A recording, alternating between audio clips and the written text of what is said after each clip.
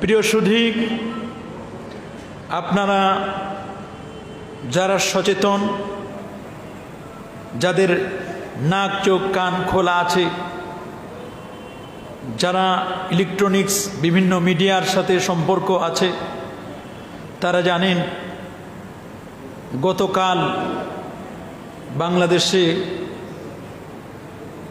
এই রাষ্ট্রীয় 51-50তম বাজেটের সম্পূরক সেই বাজেট গতকালকে আমাদের দেশের মাননীয় অর্থমন্ত্রী তিনি পেশ করেছেন। তার বাজেট তিনি 6,03,681 কোটি টাকার বাজেট ঘোষণা করেছেন। মনে রাখবেন, দেশের অর্থনীতির পরিকাঠামো বৃদ্ধির সঙ্গে সঙ্গে বাজেটের আকারও প্রতি বছর কিন্তু বৃদ্ধি পাচ্ছে। আমরা যদি বাজেটের ইতিহাস পর্যালোচনা করে দেখি, তাহলে আমরা দেখব বাজেট আমাদের এই বাংলাদেশে সর্বপ্রথম যখন বাজেট হয়েছিল স্বাধীন বাংলাদেশে, তখন তাজউদ্দিন সাহেব তিনি প্রথম বাজেট পেশ করেছিলেন। তাতে মাত্র 786 কোটি টাকা বাজেট তিনি পেশ করেছিলেন। মাত্র 786 কোটি টাকা থেকে আজকের 50তম বাজেটে 6,03,681 কোটি টাকার বাজেট ঘোষণা হয়েছে। আলহামদুলিল্লাহ, আমরা দোয়া করি বাজেট যেভাবে ঘোষিত হয়েছে, এই বাজেট যেন জনগণের কল্যাণ হয়, বাজেটের মাধ্যমে আমাদের ভাগ্যের চাকা যেন ঘুরে আমরা যেন সুন্দর একটি বাংলাদেশ পেতে পারি, এবং যে বাজেটটি ঘোষিত হয়েছে সেই ঘোষণা অনুযায়ী এটা যেন বাস্তবায়ন করতে পারেন। এজন্য আল্লাহ পাকের কাছে তৌফিক কামনা করতে হবে। কারণ বাজেট মানুষ ঘোষণা করতে পারে, কিন্তু এটা পরিপূর্ণ করার মালিক হচ্ছেন মহান রব্বুল আলামিন। বাজেট হচ্ছে একটি রাষ্ট্রের আগামী একটি বছরের আয় ব্যয়ের হিসাব। এটাই হচ্ছে মূলত বাজেট।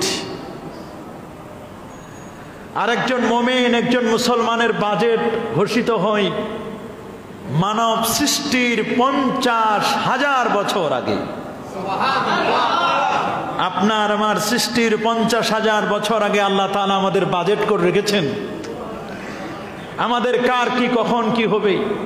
আপনি যখন মার পেটে আসবেন, মার পেটে আপনার বয়স যখন 4 মাস, তখন আল্লাহ তাআলা একজন ফেরেশতা পাঠায় দেন, আপনি কবে মারা যাবেন, আপনার বাজেট ঘোষণা করা হবে, আপনি পৃথিবীতে কত টাকা উপার্জন করবেন, কি আপনি কোন পথে ব্যয় করবেন, সবগুলো আপনার রিজিক সহ সবগুলোর বাজেট আল্লাহ তাআলা, এগুলো আপনি যখন আপনার মার পেটে 4 মাস বয়স, তখন আল্লাহ তাআলা এগুলো লিখে দেন। আর এটার পেশ হয় আজ থেকে মানব সৃষ্টির 50,000 বছর আগে। সুবহানাল্লাহ। তো এই বাজেট, ইসলামের কি ধারণা বাজেট সম্পর্কে, ইসলাম কি বলে, আমাদের একটু জানা দরকার। আমরা মনে করি বাজেট এটা রাষ্ট্রের ব্যাপার। আলেম ওলামা, ইমাম খতিব মোল্লা মুসল্লি, এরা বাজেট নিয়ে কিসের চিন্তা এদের, এরা খাবে দাবে, 5 ওয়াক্ত নামাজ পড়বে, শেষ, খালাস। এই জন্য 50 বছরের বাজেটের ইতিহাসে আমাদের রাষ্ট্রের ঊর্ধ্বতন কর্মকর্তা যারা বামপন্থী অর্থনীতিবিদ, তারা সবসময় বিভিন্ন অর্থনীতিবিদদের কাছ থেকে পরামর্শ নিয়েছেন। কিন্তু আমরা বাংলাদেশের প্রথম বাজেট থেকে নিয়ে 50তম বাজেটের বায়োগ্রাফি, তার বাজেটের জীবনী যদি আমরা সার্চিং করে দেখি, স্ক্যানিং করে দেখি, তাহলে আমরা দেখতে পাবো 50 বছরে কোনো ইসলামী অর্থনীতিবিদ, কোনো আলেম, কোনো ওলামা, কোনো এই ব্যাপারে এক্সপার্ট কোনো ব্যক্তির কাছে কখনো কোনো পরামর্শ গ্রহণ করা হয় নাই। অথচ বাজেট এটি যদিও ঘটা করে আমাদের দেশে বাজেট হয় 1 জুলাই থেকে নিয়ে নেক্সট 30 জুন পর্যন্ত দীর্ঘ একটি বছরের বাজেট পেশ করা হয়। এই রকম 1 জুলাই থেকে কার্যকরী হয় 30 জুন পর্যন্ত, পরবর্তী বছরের 30 জুন এটার ক্লোজিং হয়। জুন ক্লোজিং আমরা যেটাকে বলি আমরা, এই একটি বছরের বাজেট পেশ করে আমাদের দেশে। রাসূলুল্লাহর জামানায় এরকম ঘটা করে এরকম বাজেট পেশ করা হতো না। কিন্তু বাজেটের যে সিস্টেম, বাজেটের যে পদ্ধতি, বাজেটের যে বিভিন্ন ধরনের ক্রাইটেরিয়া, এই সবগুলো বাজেট সিস্টেমগুলো ইসলামের মধ্যে ছিল, আছে, এটি কিয়ামত অবধি এটি থাকবে। সুবহানাল্লাহ। Islam is not only religion but also complete code of life. ইসলাম শুধুমাত্র একটি ধর্ম, সর্বস্ব কোনো নয়, বরং ইসলাম হচ্ছে মানুষের জীবন ব্যবস্থা। From beginning to end, cover to cover, মানুষের পাকের ঘর থেকে নিয়ে রান্নাঘর থেকে নিয়ে পার্লামেন্ট পর্যন্ত, মানুষের up to button, top two button, প্রত্যেকটি সেক্টর নিয়ে ইসলাম কথা বলেছে। এমন একটি সেক্টর নেই যে সেক্টরে ইসলামকে আপনি মাইনাস করতে পারবেন, যে সেক্টরে ইসলামকে আপনি বাদ দিতে পারবেন, এই সুযোগ কিন্তু আপনার নেই। ইসলাম হচ্ছে পূর্ণাঙ্গ একটি জীবন ব্যবস্থা, ধর্ম সর্বস্ব নয়। ইসলাম শুধু ধর্মের নাম নয়, বরং মানবের একটি জীবন ব্যবস্থাকে, লাইফ স্টাইলের প্রত্যেকটি সেক্টর নিয়ে কথা বলে ইসলাম। সুবহানাল্লাহ। যদি ইসলামে মনে করেন বাজেট ব্যবস্থা সম্পর্কে কোনো বক্তব্য নাই, তাহলে ইসলাম আনকমপ্লিট, ইসলাম ইনকমপ্লিট হবে, কমপ্লিট জীবন ব্যবস্থা নয়। তাহলে ইসলামে বাজেট সম্পর্কে তত্ত্ব এবং তথ্য এসেছে, আসছে না? প্রিয় সুধী, গত জুমায় আমরা আলোচনা করেছিলাম ইসরাইল, ইহুদিদের কথা। হযরত ইয়াকুব আলাইহিস সালাতু ওয়াস সালামের 12 জন সন্তান, তার প্রথম বড় সন্তানের মিয়া ভাই, বড় ভাই যিনি ছিলেন, বড় ছেলে, তার নাম ছিল ইয়াহুদা। কি নাম? ইয়াহুদা থেকে ইয়াহুদি। ইয়াকুব আলাইহিস সালামের অন্যতম একজন সন্তান, খুব প্রিয় সন্তানদের একজন ছিলেন হযরতে নবী ইউসুফ আলাইহিস সালাতু ওয়াস সালাম। ভাইরা ষড়যন্ত্র করে তাকে কূপে ফেলে দিয়েছিল, কিন্তু ইউসুফ আলাইহিস সালাতু ওয়াস সালামকে আল্লাহ তাআলা ওই কূপ থেকে উঠিয়ে মিশরের ফুড মিনিস্টার, অর্থ মন্ত্রণালয়ের দায়িত্ব আল্লাহ তাকে দান করলেন। আজকের যারা অর্থমন্ত্রী দায়িত্ব পালন করছেন, তোমাদের জন্য, আপনাদের জন্য রোল মডেল হলেন হযরতে ইউসুফ আলাইহিস সালাতু ওয়াস সালাম। তিনি আল্লাহর কাছে বলেছিলেন, তিনি বলেছিলেন মিশরের গভর্নরের কাছে, আজিজে মিসরের কাছে, ওয়াজআলনি, আমাকে বানান, খাজাইনিল আরদ, খাজাইনিল আরদ ইন্নী হাফিজুন আলিম। যখন আজিজে মিসর, মিশরের বাদশা যখন দেখলো যে 7টা গাভী, মোটা তাজা গাভী, ক্ষীণকায় গাভীকে গিলে ফেলছে, খেয়ে ফেলছে, 7টা মোটা তাজা গাভী 7টা ক্ষীণকায় দুর্বল গাভীকে খেয়ে ফেলছে, মিশরের বাদশা স্বপ্ন দেখলো। ক্বালাল মালাউ, তখন তিনি মিশরের বাদশা তার সভাসদদের, মন্ত্রী পরিষদ যারা ছিল তাদেরকে বললেন যে তোমরা এটার ব্যাখ্যা দাও। সবাই ব্যাখ্যা দিতে ব্যর্থ হলো। তারা বলল, না, এগুলো কি ব্যাখ্যা দিব, ওদের কাছে কোনো ব্যাখ্যা নাই, কোনো ব্যাখ্যা নাই ওদের কাছে। ক্বালু আদগাসু আহলামিন ওয়া মা নাহনু বিতাবিলিল আহলামি বিআলিমিন। রাজার সভাসদরা বলল, এটি অর্থহীন, কল্পনাপ্রসূত স্বপ্ন, এ ধরনের স্বপ্নের ব্যাখ্যা আমাদের জানা নেই। সূরাতে ইউসুফের 44 নম্বর আয়াতে সভাসদরা বলল, এ ধরনের ব্যাখ্যা আমরা জানি না। কিন্তু 7টি মোটা তাজা গাভী 7টি দুর্বল শীর্ণকায় গাভীকে খেয়ে ফেলছে, এই বিস্ময়কর স্বপ্ন দেখার পর রাজা এক অজানা ভয়ে শঙ্কিত এবং উদ্বিগ্ন হয়ে পড়লেন। কেউ যখন ব্যাখ্যা দিতে পারছেন না, তখন 7 বছর 7 মাস 7 দিন 7 ঘন্টা 7 মিনিট 7 সেকেন্ড জেলখানায় অবস্থানরত।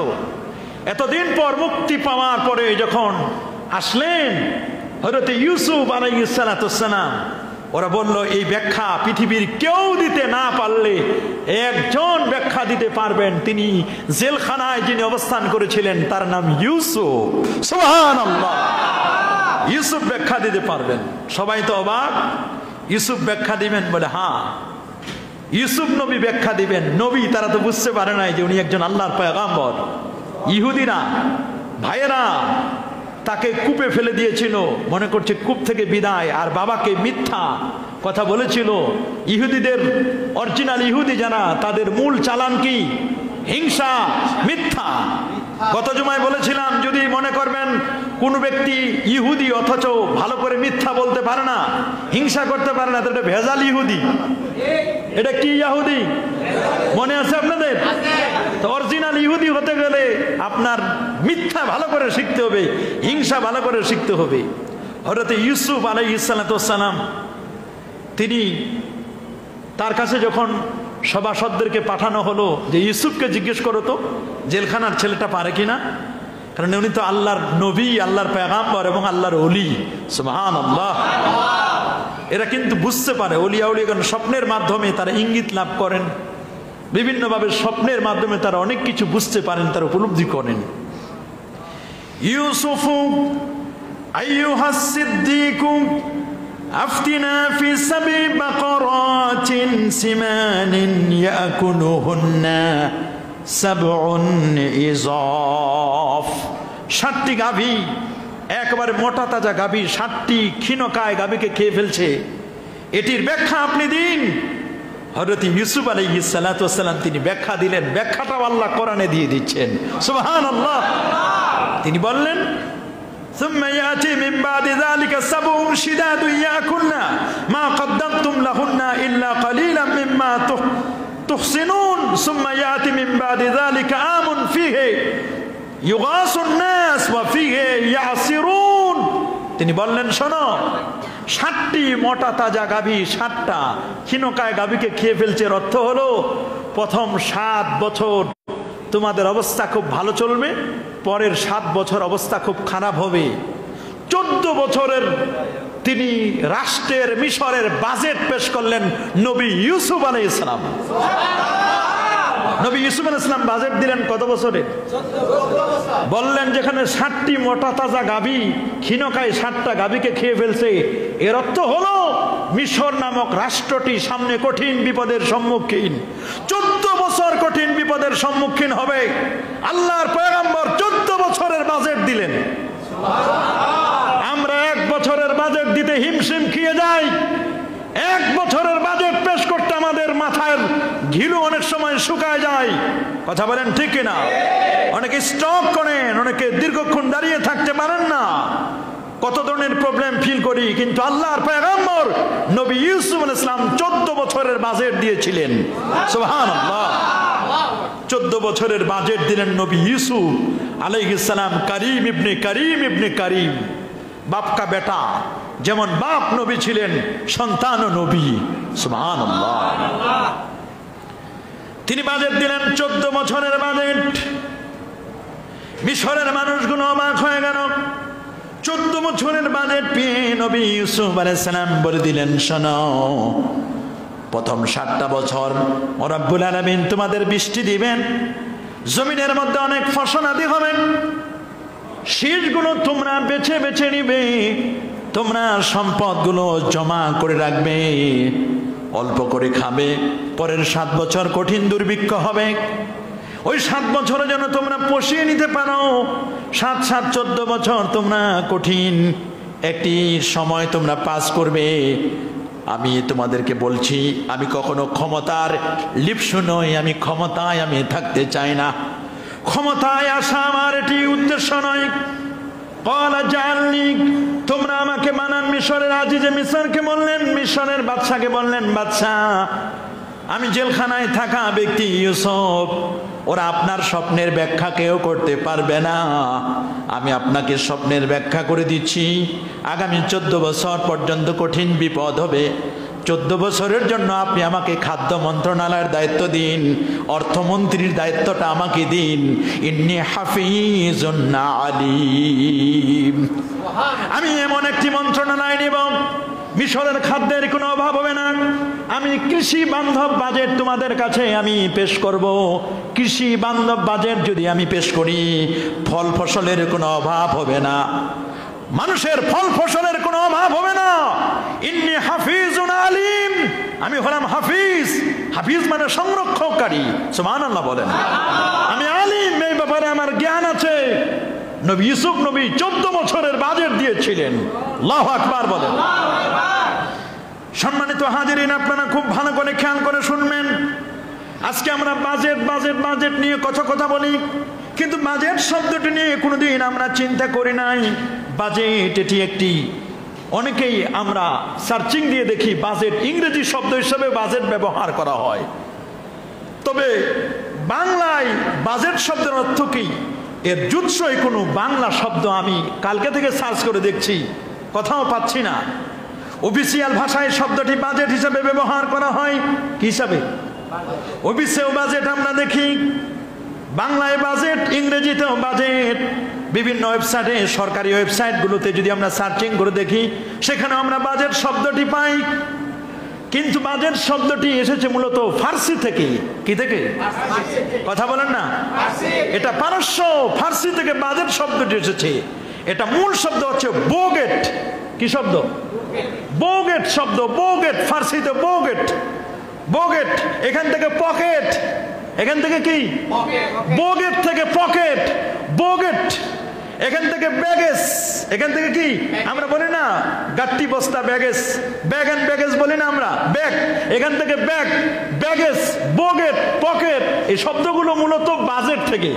এটার মূল শব্দ হলো বোগেট, বোগেট থেকে হলো বাজেট, বোগেট থেকে হলো পকেট, এখান থেকে ব্যাগেজ, অনেক শব্দ বের হয়েছে। এটা ফার্সি শব্দ। ইতিহাস ঘেটে দেখা যায় বোগেট শব্দের অর্থ হলো চামড়ার ব্যাগ। কি ব্যাগ?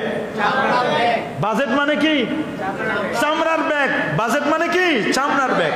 ইতিহাসে সার্চিং করলে আমরা দেখতে পাই 1720 সালে ব্রিটেনের পার্লামেন্টে প্রথম জাতীয় বাজেট এবং রাজস্ব নীতি উত্থাপন করেন স্যার রবার্ট ওয়ালপোল। এর ঠিক 13 বছর পর ওয়ালপোল সরকারের করের বোঝা কমাতে তার রাজস্ব পরিকল্পনা বিভিন্ন ধরনের পণ্যের, বিশেষ করে ওয়াইন, তামাক এর উপর যে আবগারি শুল্ক ধার্য করার প্রস্তাব করেন। এখান থেকে শব্দটি মূলত বোগেট শব্দটি এসছে। কেউ বলছে এটা 1857 সালে থেকে এসে ইস্ট ইন্ডিয়া কোম্পানির পরে। তো মূল ব্রিটেনের যে অর্থমন্ত্রী 1733 সাল থেকে নিয়ে, খ্রিস্টাব্দ থেকে নিয়ে এই বাজেট শব্দটির প্রয়োগ দেখা যায়। কত? 1733 থেকে নিয়ে বাজেট শব্দটির প্রয়োগ দেখা যায়, যেটা লন্ডনের একটি পত্রিকায়, ইকোনমিস্ট পত্রিকার প্রতিষ্ঠাতা যিনি উইলসন, তিনি পরিচয় দিতে গিয়ে বলেছেন যে এই বাগেট বা বাজেট শব্দটি 1733 সাল থেকে এটি প্রচলিত হয়েছে। এটার মূল শব্দ মূলত এটা ফার্সি থেকে। কি থেকে? দেখেন আমাদের দেশে যখন বাজেট পেশ করে তখন সরকারি নথিপত্রগুলো একটা ব্যাগে করে পার্লামেন্টে আসে। এই যে ব্যাগের মধ্যে যে নথিপত্রগুলো জমা থাকে এটাকে মূলত বলা হয় বাজেট। এই নথিপত্রগুলোকে কি বলা হয়? বাজেট বলা হয়। পাকিস্তান আমলেও কিন্তু বাজেট ছিল। 1947 সালে দেশ ভাগের পর 1948 সালের 16 মার্চ পূর্ব বাংলা প্রদেশে প্রাদেশিক পরিষদের অধিবেশনে বসে জগন্নাথ হলের হল ঘরে, যেটি 1985 সালের 15 অক্টোবর যে ঘরটি ধসে পড়ে যায়, সেখানে কিন্তু পাকিস্তান আমলে সেখানে বাজেট পেশ করা হয়েছিল। সেই সময় বাজেট পেশ করেছিলেন মোহাম্মদ হামিদুল হক চৌধুরী। কি নাম? মোহাম্মদ হামিদুল হক চৌধুরী। ওই অর্থ বছরে 4,34,00,000 বাজেট ঘাটতি ছিল। ব্যয় বিবেচনায় ওই বাজেটের আকার ছিল 41 কোটি টাকা। আমি আগেই আপনাদেরকে বলেছি যে বাংলাদেশের প্রথম যে বাজেটটি পেশ করা হয়েছিল তখন বাজেট ছিল কত কোটি? এই যে 786 কোটি টাকার বাজেট বাংলাদেশের তাজউদ্দিন শাহ প্রথম বাজেট দিয়েছিলেন। আজ সেই বাজেট এসে দাঁড়ালো কত? 6,03,681 কোটি টাকা। তার মধ্যে আপনারা জানেন যে আয় ব্যয়ের হিসাবকে কেন্দ্র করে বাজেটটাকে 3টা ভাগে ভাগ করা হয়েছে। কয় ভাগে? 3 ভাগে। একটা হচ্ছে উদ্বৃত্ত বাজেট, আর একটা হলো ঘাটতি বাজেট। আরেকটা হলো সুষম বাজেট। কয়টা? কথা বলেন না, কয়টা? এটা আমাদের জানা দরকার। এটা ইসলামী অর্থনীতি আমাদের জানতে হবে। আমরা মোল্লা মৌলবী হয়েছি, মুসল্লি হয়েছি এই জন্য জানবো না তা নয়। আমরা ছোটকাল থেকে অর্থনীতি পড়ায় আসছি, ছাত্রদেরকে পড়াচ্ছি। আমরা কিতাবুল বইও পড়ি, আমরা মুআমালাত পড়ি। আমি ইসলামী অর্থনীতি 200 মার্কের পড়াশোনা করে এসেছি। তা আমরা পড়াশোনা করছি ইসলামী অর্থনীতি। হ্যাঁ, আমরা বলি না, অনেকে মনে করে মোল্লা মৌলবী যারা বাজেট সম্পর্কে কিছুই জানে না। না, আমরা বাজেট সম্পর্কে জানি, কিন্তু আমরা বলি না। মনে করে মোল্লারা 5 ওয়াক্ত নামাজ পড়ে, এদের আর কি বাজেট জানে কি? তা আমরা গতকালকেও বাংলাদেশের টপ অফ দ্য চ্যানেলের মধ্যে, আমরা একটা লেটেস্ট চ্যানেলের, আমরা গতকালকে দীর্ঘ সময় পর্যন্ত ওরা আমাদেরকে প্রথমে 15 মিনিট সময় দিছে যে মোল্লারা আর কি বাজেট নিয়ে কি আলোচনা করবে। যখন বাজেট পেশ হচ্ছে, লাইভ কাস্টিং হচ্ছে, তখন ওরা আমাদের আলোচনা শুনে ওরা সময় দিল প্রায় 40 মিনিটের উপরে। দেখি মোল্লারা কতক্ষণ পারে। তা আলহামদুলিল্লাহ, আমরা মোল্লা মুন্সি যারা বাজেট নিয়ে আলোচনা করতে পারি না তা নয়। দেখুন ইসলাম কি বলে বাজেট সম্পর্কে, আপনি খুব অবাক হয়ে যাবেন। তা 3 ধরনের বাজেট। কয় ধরনের? একটা হচ্ছে উদ্বৃত্ত বাজেট। যদি ব্যয়ের চেয়ে যদি আয় বেশি হয়, আপনি আয় বেশি করছেন, ব্যয় কম হয়েছে, তাহলে আয় যদি বেশি হয়, ব্যয় যদি কম হয়, তাহলে উদ্বৃত্ত থাকে, অতিরিক্ত থাকে, এটা উদ্বৃত্ত বাজেট বলে। আরেকটা হলো ঘাটতি বাজেট। কি বাজেট? ঘাটতি বাজেট। আপনার আয় কম, ব্যয় বেশি, আয় কম, ঘাটতি বাজেট। দুঃখজনক হলেও সত্য, এই স্বাধীন বাংলাদেশের 50তম বাজেট, 50টি বাজেট পেশ করা হয়েছে, আজ পর্যন্ত কোনো একটি বাজেটের মধ্যে কখনো উদ্বৃত্ত বাজেট পেশ করতে পারে নাই। সবসময় ঘাটতি বাজেট পেশ হয়েছে। আমাদের এই বাংলাদেশে ঘাটতি আর ঘাটতি। কথা বলেন ঠিক কিনা?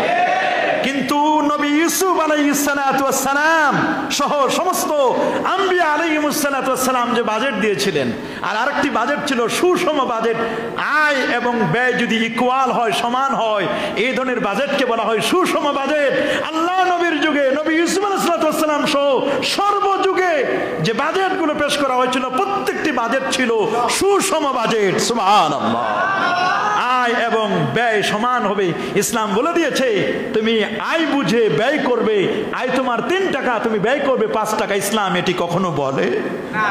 ইসলাম সবসময় বলে আয় বুঝে তোমরা ব্যয় করবে। এটাই হচ্ছে ইসলামের নীতি। সুবহানাল্লাহ।